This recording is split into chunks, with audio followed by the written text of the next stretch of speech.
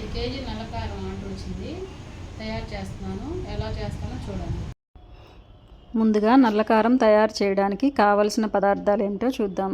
నల్లకారం తయారు చేయడానికి ధనియాలు, పచ్చిశనగపప్పు, మినప్పప్పు, జీలకర్ర, చింతపండు, వెల్లుల్లి అండ్ కరివేపాకుని ఫ్రై చేసి పెట్టుకోవాలి.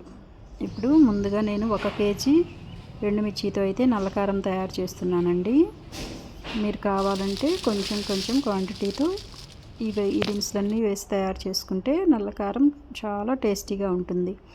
ఇప్పుడు ఈ మిర్చికి పైన దుమ్ము ఉంటుంది కదండి, ఇలా క్లాత్తో శుభ్రంగా తుడుచుకుంటే దుమ్మంతా పోతుంది. వీటిని కొంచెం ఆయిల్ వేసుకొని లో ఫ్లేమ్లో ఫ్రై చేసుకోవాలి, లేకపోతే బాగా కోరు వచ్చేస్తుందండి.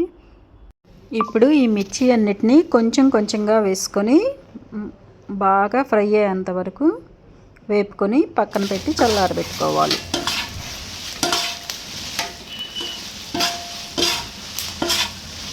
మిర్చి చల్లారిపోయినాయండి. ఇప్పుడు మిక్సీ జార్లో వేసుకొని ఈ మిర్చి అన్నిటినీ కారపొడిలాగా తయారు చేసుకోవాలి. చూడండి, ఇలా కారపొడి అయితే తయారు చేసుకున్నాం కదా. ఇప్పుడు దీన్ని పక్కన పెట్టుకొని మిగతా వాటిని కూడా ఒక్కొక్కటిగా కొంచెం ఆయిల్ వేసుకొని ఫ్రై చేసుకుందాం. ముందుగా నేను ధనియాలని ఆయిల్ వేయకుండా ఫ్రై చేస్తున్నానండి. ఇలా ధనియాలు ఫ్రై అయిన తర్వాత ఒక ప్లేట్లోకి తీసుకొని చల్లారబెట్టుకోండి.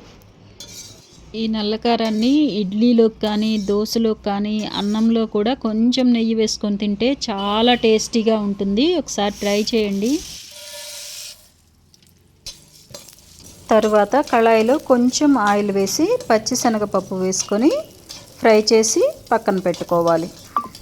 చూడండి, ఇలా లైట్గా కలర్ చేంజ్ అయ్యేంత వరకు ఫ్రై చేసుకొని ఇప్పుడు వీటిని కూడా ఒక ప్లేట్లోకి తీసేసుకుందాం.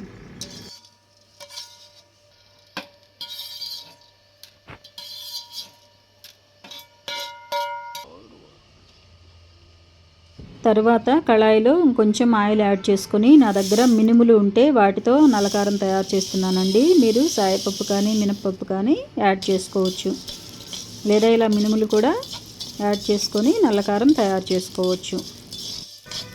తరువాత కొంచెం ఆయిల్ యాడ్ చేసుకొని కరివేపాకును కూడా ఫ్రై చేసుకుందామండి. ఇలా కరివేపాకుని ఫ్రై చేసుకుని వేసుకోవటం వల్ల చాలా టేస్టీగా ఉంటుంది కారం.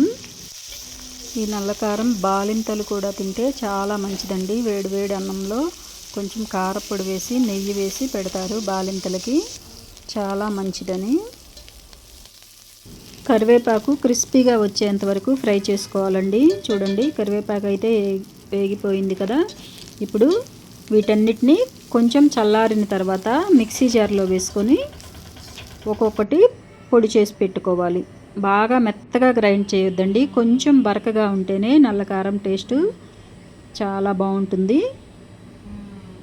ఇప్పుడు కొంచెం చింతపండుని ఇలా చిన్న ముక్కలుగా తీసుకోండి. మిక్సీ జార్లో వేస్తే నీట్గా కలిసిపోతుంది.